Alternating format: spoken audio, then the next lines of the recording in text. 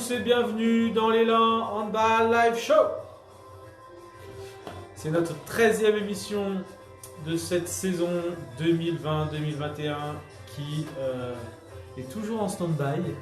Je vous attends, connectez-vous, allez-y les amis. Salut. Ah, aujourd'hui c'est Mehdi qui se connecte en premier sur Insta. Ah, un connecté sur Facebook aussi, je n'ai pas vu qui c'était. N'hésitez pas à commenter, n'hésitez pas à poser vos questions pendant tout le live. J'y répondrai si, bien sûr, je le peux, mais en tout cas, on pourra y répondre tous ensemble. On est là pour discuter, parler handball, tout ça, tout ça. Hello Adeline, allez-y les amis, connectez-vous, je vous attends. Je vous attends.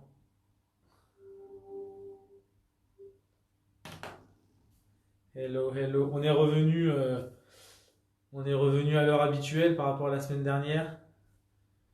Actuellement, il y a un match d'hand à la télé que je suis, donc je pourrais vous donner les informations en direct. Et à savoir que la Suède, pour l'instant, est en train de se faire bien battre, on va dire, pour rester poli, par le Monténégro. Donc ça, c'est pas mal. C'est pas mal. Pour l'équipe de France, en tout cas, c'est pas mal. Puisque l'équipe de France jouera la Suède. Ah oui, Adeline en direct d'Allemagne. Hey, le pays du handball. Bah, tant mieux, ça marche. Vous êtes bien arrivé en Allemagne, j'espère. Donc la Suède est en train de perdre de 5 buts pour l'instant. C'est la première mi-temps, ça fait déjà 15 minutes de jeu. Bon, c'est jamais fini un match de handball, mais bon. Si la Macédoine, on en parlera après de toute façon. J'attends que vous vous connectiez. Allez, je vous attends. C'est l'élan Handball Live Show. De toute façon, comme d'habitude, je pense que je vais commencer et ça va faire venir tout le monde. Ah là là, ça fait quand même notre 13e émission et les gens ils ne sont jamais à l'heure. C'est fou, c'est fou. Ou en tout cas, les gens. En tout cas, les habituels, en tout cas, là, sont pas là et sont de moins en moins à l'heure. Ils sont en train de prendre un mauvais pli. Bon, vous savez quoi, on va commencer. Et cette fois-ci, on ne va pas commencer par l'Euro féminin, les Françaises. On va se réserver ça pour la fin de la partie information. On va commencer par la Ligue des Champions et la Lidl Star League et le HF League. La Ligue HF. Voilà, et on parlera plus en profondeur de l'Euro, puisqu'il y a eu plein de choses cette semaine. Et il reste encore une semaine de compétition, donc nous allons voir ça de plus près après. Donc je vais commencer par la Ligue des Champions masculine, parce qu'en plus de toute façon les informations que j'ai à donner elles sont assez rapides sur la Ligue des Champions, donc autant que je commence par ça. Donc la Ligue des Champions masculine avec le HBC Nantes qui se recevait le Zaporozhye et qui ont perdu d'un but. Voilà, Nantes qui a perdu encore, on va dire ça encore, hein, d'un but contre les 31-32 contre les Zaporozhye. Et du coup... Nantes qui se retrouve 6ème de sa poule. Prochain match, ça sera au mois de février, le 11 février. On n'a pas encore les heures exactes. Puisque, comme vous le savez, normalement, si vous avez regardé les précédents lives, il y aura le mondial au mois de janvier. Donc, cette semaine, avec en plus les vacances là, qui arrivent, etc. Ce sont les derniers matchs cette semaine, je crois, avant le départ des équipes pour les stages de préparation au mondial. Salut Guigui, en retard aujourd'hui. Ensuite, nous avons donc Nantes qui rencontrera Aalborg et qui recevra d'ailleurs Aalborg donc, ce 11 février. Je vous en reparlerai de toute façon, puisque... on en reparlera après le mondial, quand la France sera une nouvelle fois championne du monde. On croise les doigts. Il y a Paris qui devait jouer contre le Vardar et qui a été encore reporté ce match. Le match aller avait été reporté, le match retour est encore reporté. Bon, ça devient une habitude. Et du coup, Paris est toujours quatrième. Et ils iront le 10 février jouer contre Helverum. Voilà. Là-bas, je crois, si je dis pas de bêtises. Donc voilà pour les infos Ligue des Champions. C'est pas ouf, il n'y a pas beaucoup d'infos. Passons plutôt à l'EHF League qui, elle, se joue et se joue bien pour nos équipes françaises. Moins bien pour Toulouse que pour les deux autres, mais elle se joue. Toulouse qui est allé à Ploc, et qui a encore perdu 27-25. C'est décidément depuis qu'ils ont perdu Luckstein, enfin perdu, en tout cas prêté Luckstein à Paris. Ça va un peu moins bien à Toulouse. D'ailleurs, a priori, Philippe Gardan ne sera plus entraîneur de Toulouse la saison prochaine. C'est acté a priori.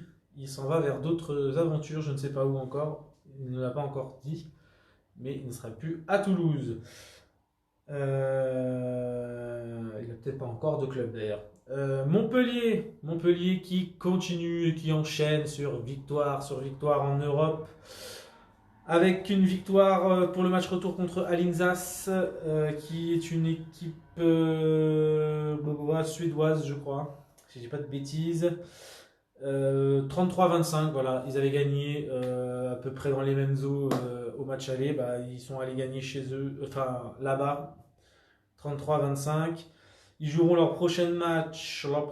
Donc c'est pareil, Toulouse, leur prochain match, ça sera aussi en février, le 9 février. Montpellier aussi. Et Montpellier ira à Moscou. Et Montpellier, donc, est premier de sa poule. Et Toulouse est troisième de sa poule. Et il se déplacera au Métallurge HC pour le prochain match au mois de février.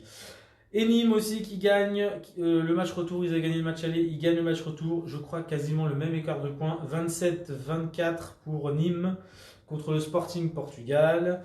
Et ils iront en février, ils iront aussi à l'extérieur. Non, ils recevront, pardon, Pressov. Et Nîmes est troisième de sa poule. Donc en Ligue EHF, c'est pas trop mal pour nos équipes. En tout cas, Montpellier cartonne. Et Nîmes et Toulouse sont troisièmes. Donc en tout cas, ils ont toujours une marge pour être dans les premiers et se qualifier pour les matchs éliminatoires après les poules. Voilà pour la Coupe EHF. Passons à la Lidl Star League avec la deuxième journée qui s'est tenue aujourd'hui et tous les matchs se sont joués, les amis. Hourra! Hourra! Tous les matchs de Lidl Star League se sont joués ce week-end. Il n'y a eu aucun report. Je ne sais pas si c'est une première depuis le début de la saison, mais en tout cas, on ne doit pas être loin. Ça ne doit pas faire beaucoup de mal. Il n'y a pas eu beaucoup de journées qui se sont jouées entièrement. Istres a fait match nul contre Cesson à domicile 26-26. Phoenix Toulouse, ils sont allés. Non, ils ont reçu Pays d'Aix qui s'est imposé 35-28. Chartres a reçu Dunkerque et a gagné 27-23. Chambéry a gagné à domicile contre Ivry 31-27. Limoges a gagné à domicile contre Tremblay 33-26. Créteil a reçu Montpellier et a perdu 32-25. Enfin, oui, c'est ça, 25-32. Nîmes a gagné d'un but contre Saint-Raphaël 30-29. Après la défaite contre la semaine dernière, je ne sais plus contre qui. Ils ont réussi, je crois contre Aix, si je dis pas de bêtises, la semaine dernière, ils ont réussi à battre Saint-Raphaël d'un but. Et Nantes et Paris qui se jouaient à 16h cet après-midi. Un match très serré qui s'est joué sur la fin avec Vincent Gérard qui a fait 20 parades pour 24 buts pris. Donc quasiment, enfin pas très loin des 50% d'efficacité en termes d'arrêt. C'est juste extraordinaire. Il a fait un gros match. Donc 24 pour Nantes et 26 pour Paris. Paris qui garde donc du coup son invincibilité en championnat et surtout son nombre de victoires qui ne cesse d'augmenter et il n'y a que ça. Puisque Paris sur 11 matchs joués, on a gagné 11. Ils ont un match en retard. Ils sont donc à 22 points. Puisque je vous rappelle qu'un match gagné égale 2 points, un match nul égale 1 point et la défaite égale 0 points. Montpellier qui a 3 matchs en retard, qui est toujours invaincu, est à 16 points. Voilà, deuxième. Limoges qui continue de gagner avec 7 victoires, qui est la seule équipe, toujours la seule équipe à être, comment dire, avoir joué tous ses matchs d'ailleurs. C'est la seule équipe qui a joué tous ses matchs. 15 points pour Limoges 3e, 14 points pour Aix-en-Provence qui a 4 matchs en retard, qui est 4e. Donc ce qui veut dire que Aix-en-Provence qui a perdu donc ce week-end serait dans les mêmes eaux que Montpellier en termes de points s'ils gagnaient tous leurs matchs. En tout cas, au prochain match que Pays d'Aix gagnera, il serait à égalité de points avec Montpellier. S'ils font leur match en retard avant Noël, ce qui m'étonnerait. Nantes est à 13 points 5e et qui a aussi 3 matchs en retard. Nîmes 6e, 13 points, qui n'a qu'un match en retard. Chambéry 2 matchs en retard, 10 points. 7e, 8e Dunkerque, 9e Saint-Raphaël, 10e Chartres. Phoenix Toulouse 11e, 12e Cesson-Rennes, 13e Istres et nos 3 clubs Val-de-Marnais et du 93. Enfin, nos 2 clubs Val-de-Marnais et en tout cas nos clubs franciliens qui sont à la ramasse. Créteil qui du coup est 14e, donc juste avant la relégation, avec 4 points, à savoir que Istres qui est au-dessus n'a que à 3 points d'avance, mais Istres a 4 matchs en retard et Créteil a 2 matchs en retard. Donc Istres, en tout cas s'il rattrapait déjà Créteil en termes de matchs en retard, c'est-à-dire 2 matchs, il pourrait s'éloigner d'eux et les suivants sont à 8 points. Donc, mais les suivants sont à 8 points avec 1 ou 2 matchs en retard aussi, donc c'est compliqué de savoir vraiment comment serait le classement, mais en tout cas les 3 clubs franciliens sont à la ramasse. Ivry 15e 3 points et Tremblay dernier 1 point, et d'ailleurs je crois que Créteil dans les prochains jours ira à Ivry ou à Créteil ou inversement, ou à Tremblay, je sais plus.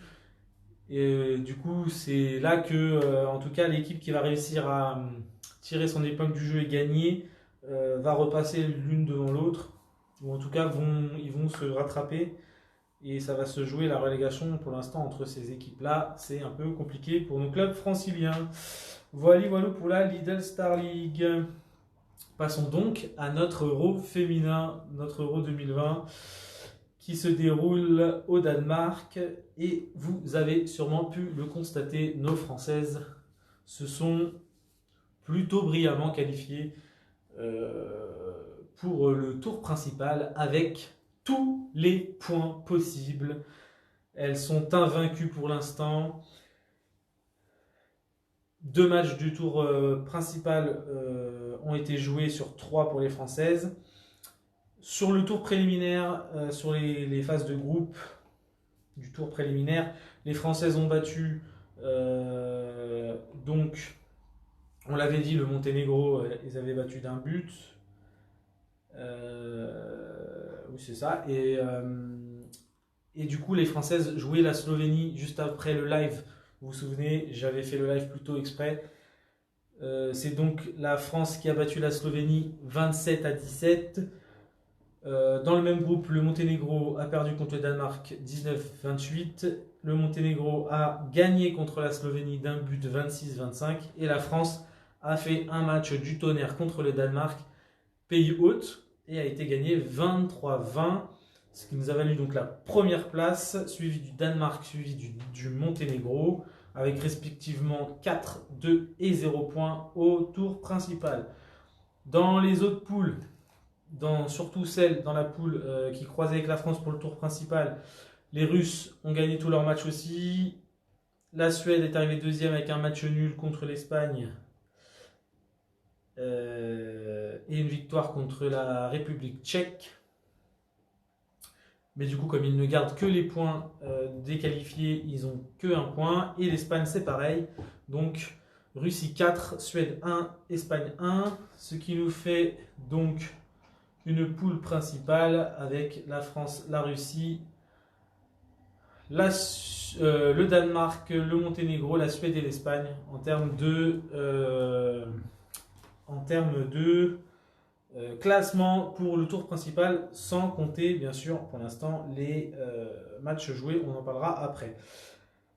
Ensuite, dans les deux autres poules où il y avait la Croatie, la Hongrie, le Pays-Bas, la Serbie et dans l'autre encore la Norvège, l'Allemagne, la Roumanie et la Pologne, nous avons eu la Croatie, surprise un petit peu de 7 euros. Salut l'atelier Terre et Mer. Salut les cousins. La Croatie, surprise de 7 euros. Alors on connaît le handball croate au niveau masculin, au niveau féminin, ils sont un peu moins présents d'habitude. Et là, c'est un peu la surprise, surtout avec une poule qui contenait les championnes du monde en titre, les Pays-Bas, qui ont fait un début catastrophique, qui s'en sont sortis avec une victoire contre la Serbie avec 2 points, ou contre la Hongrie, je ne sais plus, enfin bref. En tout cas, c'est la Croatie, la Hongrie et les Pays-Bas qui se sont qualifiés pour la suite. Et dans le groupe avec la Norvège, l'Allemagne et la Roumanie et la Pologne, c'est donc les 3 premières cités, Norvège, Allemagne, Roumanie qui se sont qualifiés. La Norvège a tout gagné, l'Allemagne n'a qu'une victoire, un match nul, une défaite. La Roumanie a une victoire et 2 défaites et la Pologne a un match nul et 2 défaites. Ce qui nous a donc fait dans la deuxième poule, Norvège, Croatie, Allemagne, Pays-Bas, Hongrie, Roumanie. Savoir que les Pays-Bas, s'ils ne gagnaient pas contre la Norvège, s'ils ne gagnaient pas contre l'Allemagne, et oui c'est ça, et s'ils ne gagnaient pas contre la Roumanie, tous leurs matchs pour essayer de se qualifier, c'était sûr qu'ils étaient éliminés. Et donc du coup c'est ce qui s'est passé. Donc pour l'instant, dans le deuxième groupe, donc où il n'y a pas la France, la Norvège a joué 4 matchs sur 5. La Croatie aussi. L'Allemagne n'en a joué que 3 pour l'instant. Le Pays-Bas n'en a joué que 3. La Hongrie 3 et la Roumanie 3. Ce qui fait un classement pour l'instant avec la Norvège qui est déjà qualifiée pour les demi-finales. C'est le premier. Ils ont tout gagné. 4 matchs, 4 victoires. La Croatie a perdu contre la Norvège 32-25 sur la dernière journée. Ce qui fait que pour l'instant, elle est toujours deuxième à 6 points. L'Allemagne est troisième à 4 points. Et les Pays-Bas, de toute façon, vont être éliminés puisqu'ils ont trop de retard et ils n'ont plus aucune chance de se qualifier. C'est donc pour l'instant la Norvège et la Croatie qui seraient qualifiés, mais il reste encore des matchs, donc c'est pas fini. Passons donc à la poule de la France et ce match contre l'Espagne et contre la Russie. Alors, que s'est-il passé? Il s'est passé que les Françaises étant... Alors, le règlement de base de l'Euro, c'était ce qui avait été dit en tout cas, et ce qui devait être fait, c'est que le premier de chaque poule, donc le premier de chaque poule du tour préliminaire, avait entre guillemets l'avantage du calendrier. Puisqu'il faut savoir, pourtant ça a été dit et redit, et les joueurs ont fait une campagne quand même, ne jouez pas avec les joueurs. En français, en anglais je ne m'y aventurerai pas. Pour dire stop aux matchs qui sont la veille et le lendemain, sans qu'il y ait au moins 24 heures minimum de comment dire, de battement entre chaque match, en tout cas qu'il y ait un jour de repos. Il faut qu'il y ait un jour de repos entre chaque match. Et ben, ce n'a pas été le cas et normalement les pays dans l'organisation du tournoi, les pays qui étaient premiers de la poule devaient être entre guillemets avantagés par le calendrier et donc ne pas jouer avec des matchs par exemple le 10 et le 11. Ils devaient avoir au moins toujours un jour de repos. Sauf que le Danemark, n'étant pas premier de sa poule et étant organisateur, a décidé de changer, avec l'accord de l'EHF, ce règlement en cours de compétition, ce qui est totalement honteux, autant le dire. Ce qui est déjà honteux, c'est qu'il y ait des matchs qui puissent se jouer sans qu'il y ait un jour de repos entre, mais en plus, c'est qu'il y ait un changement de règlement en cours de route. C'est comme si on disait finalement c'est pas le premier de la poule qui sera qualifié, c'est le dernier. Enfin, c'est un peu le même principe. Du coup, il s'avérait que la France a dû jouer l'Espagne et la Russie avec 0 jour de repos entre. Deux gros matchs. Kumbols a donc dû gérer contre l'Espagne. On était bien parti. Grosse première mi-temps, 6 points d'avance. Deuxième, même jusqu'à 8 points, je crois, même d'avance au bout d'un moment. En deuxième mi-temps, si je ne dis pas de bêtises. Et du coup, il a décidé de faire jouer un peu plus les jeunes pour faire souffler les cadres. Et pendant 10 minutes, il faut savoir que l'Espagne, depuis le début de la compétition, joue vraiment que les 10-15 dernières minutes du match à fond. Et le reste, ils sont un peu en dents de scie. Et ils arrivent à revenir sur la fin. Alors, contre des équipes comme la France, c'est pas suffisant. Ça aurait pu l'être, puisque Kumbols il a tardé après à remettre les cadres, voyant que les jeunes n'y arrivaient pas. Et il a tardé à poser un temps mort, moi je trouve personnellement aussi.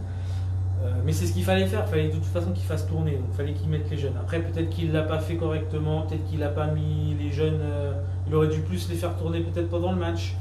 Dès qu'on était à plus 4, plus 5, mettre deux jeunes, refaire sortir deux cadres, etc., etc. Bon, après, c'est un coaching, il a pris un pari. Finalement, il s'est avéré que de toute façon, on a gagné 26-25. Et il fallait quand même préserver un minimum les joueuses pour le match contre la Russie qui allait s'avérer être un match quand même très compliqué. C'est toujours des matchs compliqués contre la Russie, c'est une grosse nation de handball. Et pendant ce match, alors déjà que depuis le début de la compétition, l'arbitrage dans l'ensemble de tous les matchs que j'ai pu voir, il est catastrophique. Il n'est pas du tout au niveau d'un euro, mais vraiment pas du tout, sur tous les matchs. Ils nous ont foutu la paire qui a arbitré Monténégro-France au match aller, au premier match de l'équipe de France, qui avait été nul, mais de chez nul. Mais je dis pas ça parce que de toute façon la France a gagné, mais je dis pas ça pour dire ouais, l'arbitrage il est nul contre la France. De toute façon, on le sait depuis le début de cet euro, l'arbitrage est complètement à chier. Le seul match où j'ai vu des arbitres qui arbitraient plutôt pas mal, c'était Norvège-Croatie, et c'était si je dis pas de bêtises, c'était Norvège-Croatie. Enfin bref, en tout cas c'était les Sœurs Bonaventura et la paire française, et elles ont super bien, elles ont plutôt pas mal arbitré, alors que en temps normal, en championnat de France de Lidl Star League, elles sont plutôt décriées. Alors peut-être qu'elles sont plus à l'aise sur des compétitions en arbitrant des femmes, je sais pas. Mais en tout cas, les Sœurs Bonaventura, elles ont fait un plutôt bon arbitrage sur le match, ce que j'ai vu. Mais c'est bien le seul, parce que le reste de l'arbitrage est assez catastrophique.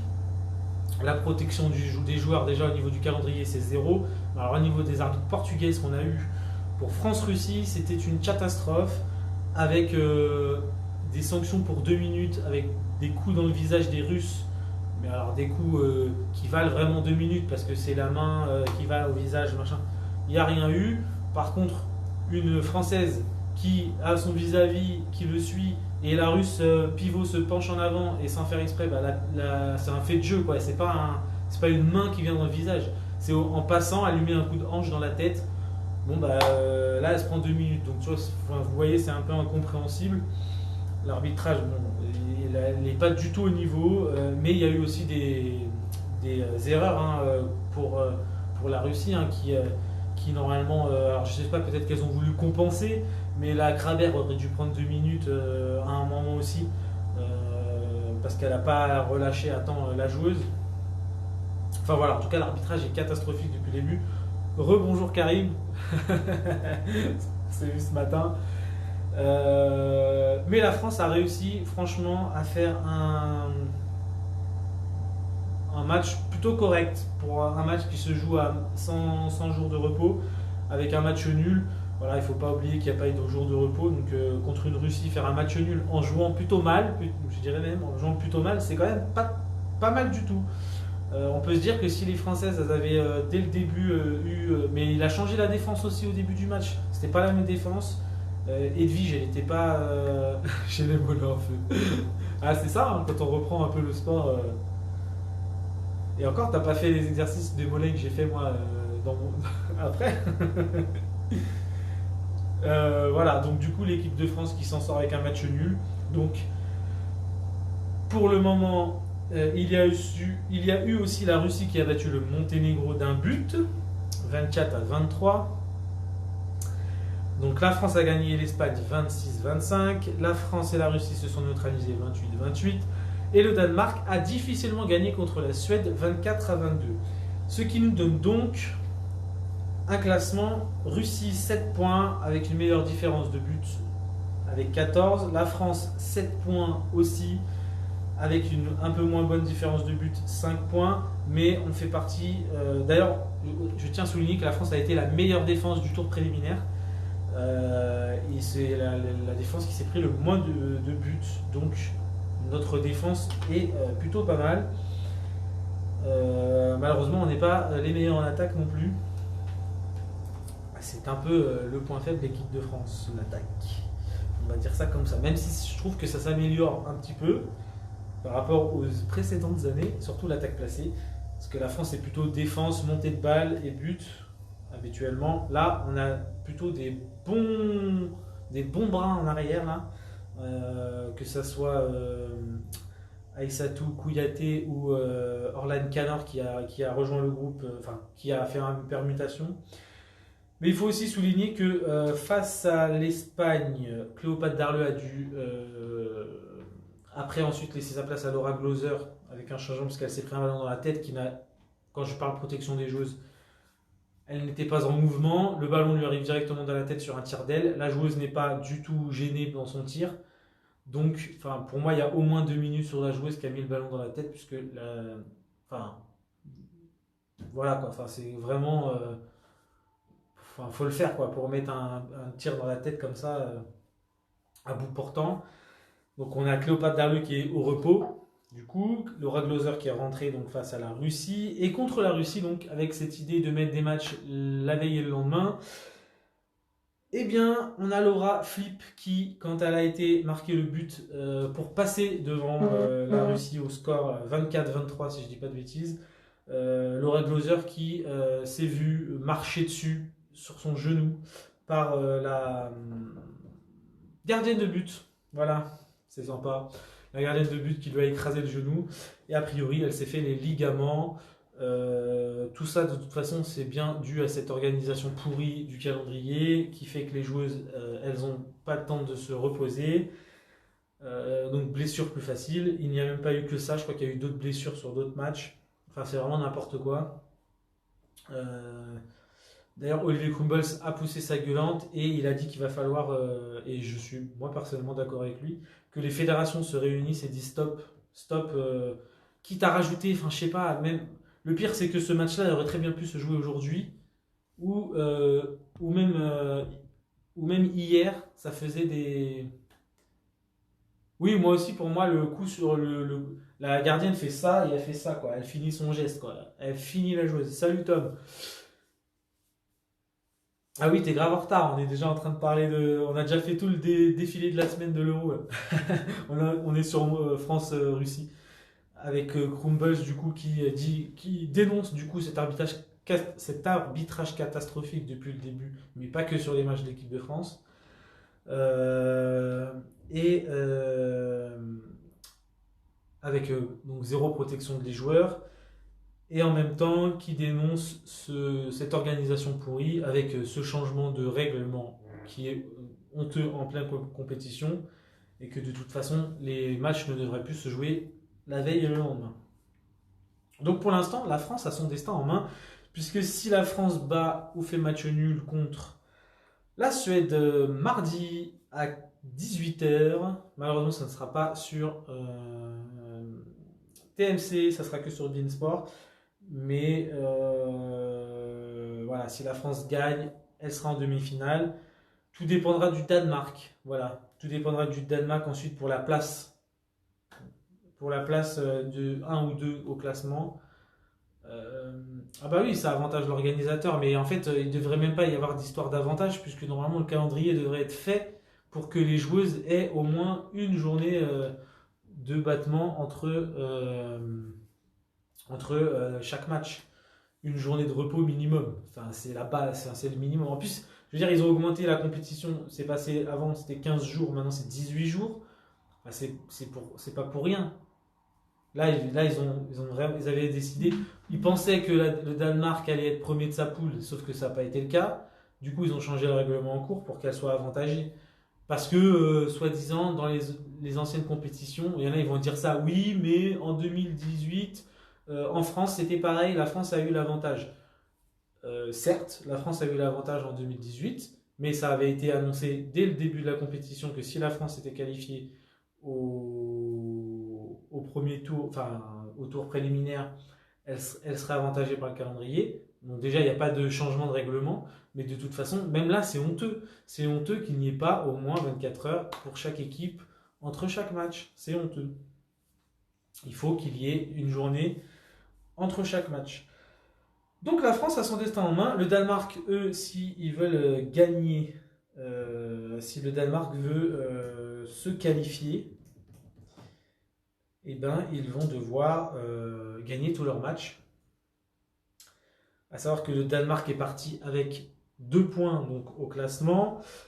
Et actuellement, ils en ont 4 parce qu'ils ont battu la Suède. Il leur reste à battre la Russie et l'Espagne. Je pense que l'Espagne, ça ne devrait pas être trop compliqué. C'est le prochain match. Et ils joueront contre la Russie à 20h30. Eh bien, mardi. Donc après le match de l'équipe de France. Donc si l'équipe de France bat la Suède, on est qualifié. Si la Danemark vient à battre la Russie, la France sera première du groupe. Pour l'instant, c'est bien parti de toute façon pour que la Norvège soit première de son groupe. Donc, si on veut éviter les Norvégiennes en demi-finale, il vaut mieux finir premier du groupe. Après, pour l'instant, de toute façon, quoi qu'il arrive, il faudra de toute façon, je pense, les battre au minimum au final, parce qu'ils sont vraiment au-dessus. D'ailleurs, c'est une question que je me pose, je ne sais pas si vous vous êtes posé aussi, mais pourquoi la Norvège participe toujours à 7 euros en sachant qu'ils devaient être organisateurs, donc avaient gagné leur place, leur qualification en étant pays hôte, les pays hôtes, donc Danemark, Norvège de base, et comme ils ont annulé leur co-organisation, normalement la place de la Norvège aurait dû être redistribuée à des équipes qui avaient joué les qualifications. Pour moi, c'est comme ça que ça aurait dû se jouer. Non pas que je veux pas que la Norvège joue, hein, ou même on aurait peut-être pu proposer de refaire une poule qualificative. Bon, enfin, je sais pas, mais en tout cas, c'est un peu injuste, je trouve, pour les équipes qui ont fait les qualifs, que la Norvège, finalement, qui organise plus, se retrouve qualifiée sans avoir les effets de qualification, quoi. Donc les Françaises, je répète, joueront à 18h15. Non, oui, 18h15 mardi. Voilà. Ensuite, les demi-finales seront vendredi, si la France est en demi-finale, une à 18h et une à 20h30. Et la finale sera dimanche, bien sûr. Oui, ou repêcher une équipe qui a fait des qualifs et qui a été la meilleure des qualifs en suivant par rapport aux autres, quoi. Moi, je pense que ça aurait dû être comme ça et que la Norvège, tant pis, bah, ils participent pas parce que bah, tu organises plus, bah, tu participes plus. Enfin, pour moi, ça aurait été logique. C'est plutôt injuste par rapport aux autres équipes. Après, c'est mon avis, hein, ça n'engage que moi. Donc voilà, pour l'instant, la France a toutes ses chances de se qualifier en demi-finale. C'est même plutôt bien parti. Parce que je pense que la Suède, c'est plutôt à notre portée. Quand on a vu le match qu'elles ont fourni contre les Danoises et à la fin de match contre les Russes, enfin à la fin de match, la deuxième mi-temps plutôt, surtout défensivement. C'est plutôt sympa. Pour le reste du classement, du coup, pour l'instant, la Russie 7.1 première, France 7 points deuxième, Danemark 3, troisième 4 points, la Suède 1 point quatrième, donc la Suède est totalement éliminée, c'est sûr. L'Espagne est totalement éliminée aussi, c'est sûr, avec 1 point cinquième, et le Monténégro qui est en train de battre la Suède. Tiens, d'ailleurs, je suis en train de regarder le match. La deuxième mi-temps vient de commencer. Le Monténégro est en train de gagner 17-11 contre la Suède. Alors, attention, attention, le Monténégro n'a pas de banc, donc du coup, il risque sur la fin de match peut-être d'être un peu plus émoussé et donc potentiellement de se faire rattraper. Mais pour l'instant, il y a 6 points d'avance pour le Monténégro dans le match contre la Suède. La Suède étant de toute façon déjà la Suède étant déjà, de toute façon déjà sûre de ne pas finir sur première ou deuxième place, peut-être qu'ils se réservent un peu pour l'équipe de France et nous mettent des bâtons dans les roues pour avantager leurs copains du Nord, je sais pas. Déjà, moi, je m'attends vu que Crumbles a critiqué l'arbitrage,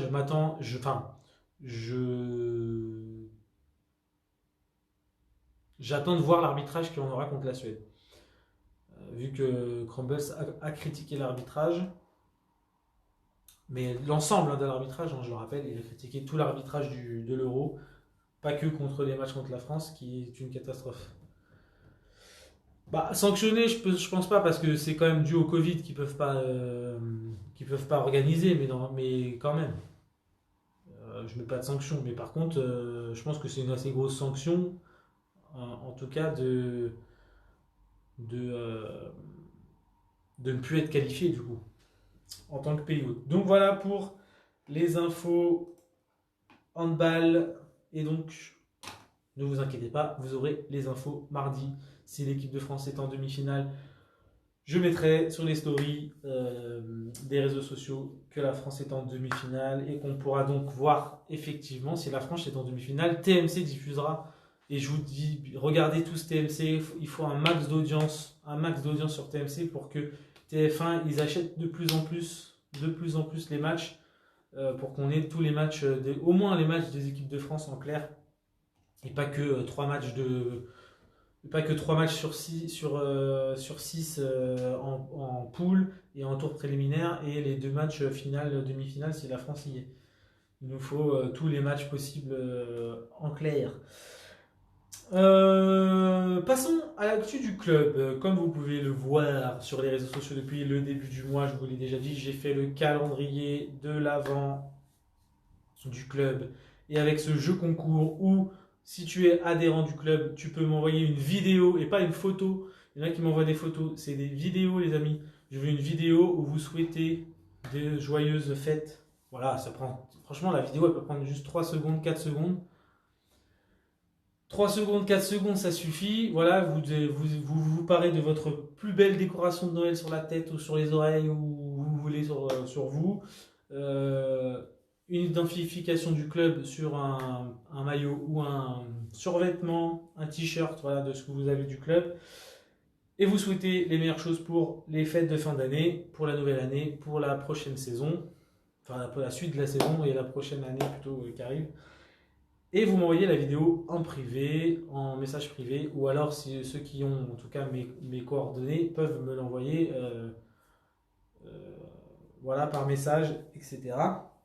Et vous avez pu découvrir dans les cases du calendrier les 2 premiers lots qui sont mis en jeu. Il y en a en tout 6. Il y a 6 lots à gagner.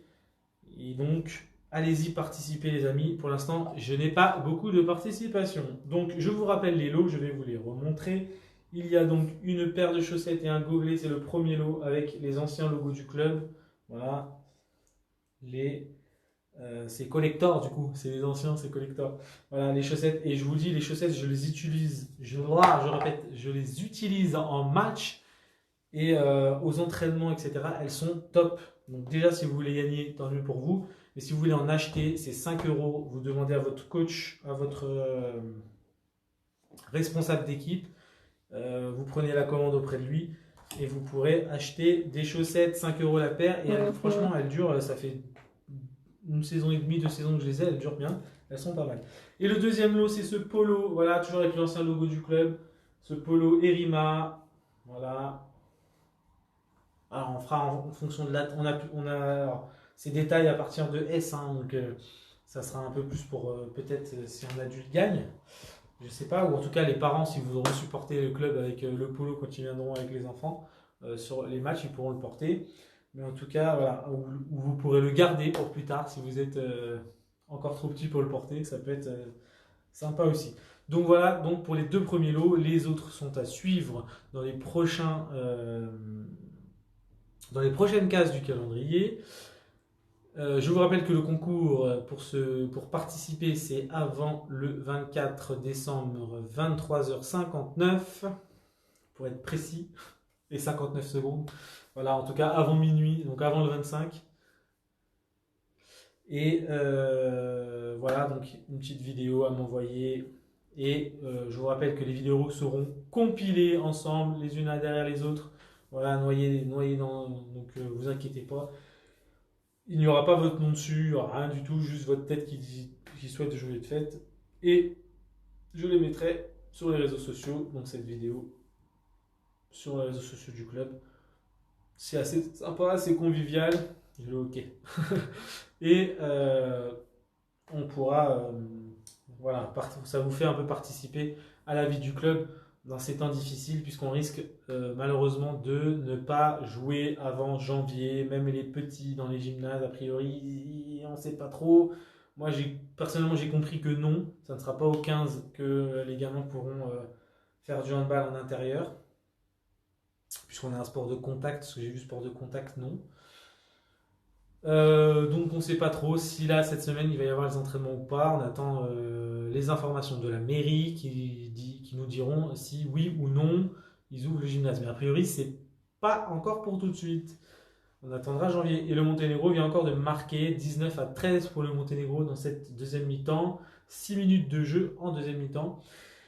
Et je crois que j'ai fait le tour. Je vais vous dire encore une fois de vous abonner à nos pages, partager nos pages. Il me reste vraiment, franchement, il me reste pas beaucoup d'abonnés à avoir pour passer les 300 sur Instagram. Donc partagez la page sur vos stories Instagram, partagez la page, dites aux gens de s'abonner un max pour qu'on passe cette barre des 300 avant la fin de l'année. Et il y a la chaîne YouTube, vous pouvez vous abonner, activer la cloche des notifications pour quand on publie une vidéo, que vous soyez les premiers à avoir l'information. Et t'as vu ça où le bandeau? T'as vu ça où le bandeau pour la reprise des jeunes le 15? Putain, ça fait déjà 42 minutes, on va bientôt arrêter parce que ça commence à faire long. Mais de toute façon, j'ai fait le tour des informations pour tout ça. Chaîne d'infos, bah, je sais pas. Mais en intérieur, sport de contact, moi, c'est ce que j'avais lu, c'est que les sports de contact en intérieur, c'est toujours niette. Les autres sports, éventuellement, mais pas les sports. Bon, on verra. De toute façon, on verra lundi ce qu'ils nous disent. Lundi, mardi, ce que la mairie nous dit pour la reprise du sport ou pas. Et je sais plus trop. Sur iTélé, et je sais plus trop. Bon, bah, de toute façon, on attend la mairie. S'ils nous disent non, ils nous disent non. S'ils nous disent oui, tant mieux. Mais on attend. Sur ce, je vais vous dire. Alors, peut-être pas la semaine prochaine. Tout dépendra. Si l'équipe de France est en finale de l'Euro, je ne ferai pas forcément un live avant. Je serai dans le move de supporter la finale, etc. Même si la place de troisième à jouer, c'est à 18h, donc ça, je ne pourrai pas faire le live. Donc le prochain live, ça sera pour le tirage au sort du 25 décembre. Donc le prochain Elan Handball Live Show, ça sera là. Vous n'aurez pas d'infos, etc. Tout ça, ça sera pour la rentrée. Voilà, le dimanche avant la rentrée, on fera un Elan Handball Live Show de rentrée avec éventuellement, je croise les doigts, les annonces de reprise pour tout le monde et tout, machin, ça serait cool. Bon, avec les fêtes, on ne sait pas trop, mais en tout cas, je vous dis bonne semaine. Je dis allez les bleus et passez donc une bonne semaine. Et je vous dis prenez soin de vous. Ciao!